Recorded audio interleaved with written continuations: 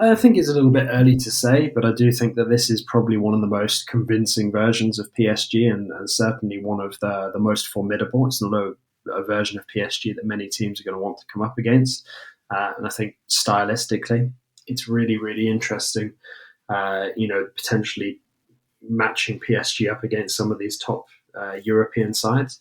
Um, I think as well something in terms of the chemistry was born fairly recently out of the comeback, the fight back win over Manchester City. I think that's really given these players a lot of collective belief.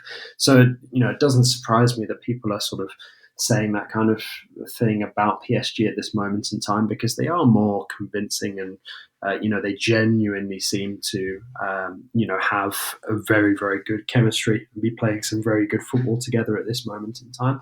But I think PSG need to be able to maintain that when the pressure is on slightly. And the only place where I can see in the coming months there being some pressure put on PSG will be in the Champions League, given the situation in Ligue 1 and Coupe de France. So I guess, like you said, we'll only really know once they get to the point where they've got one of those potential acid tests against the likes of a Liverpool or a Barcelona.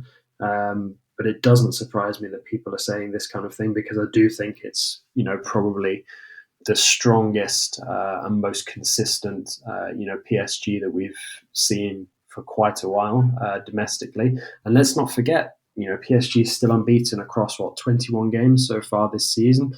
PSG have never done an unbeaten season, not under Qatari ownership, not outside of Qatari ownership either. So, the fact that they're coming up on potentially March and still haven't tasted defeat so far this season, the closer that they get, especially with some of those trickier games out of the way as well, I think that becomes a real objective for this PSG side.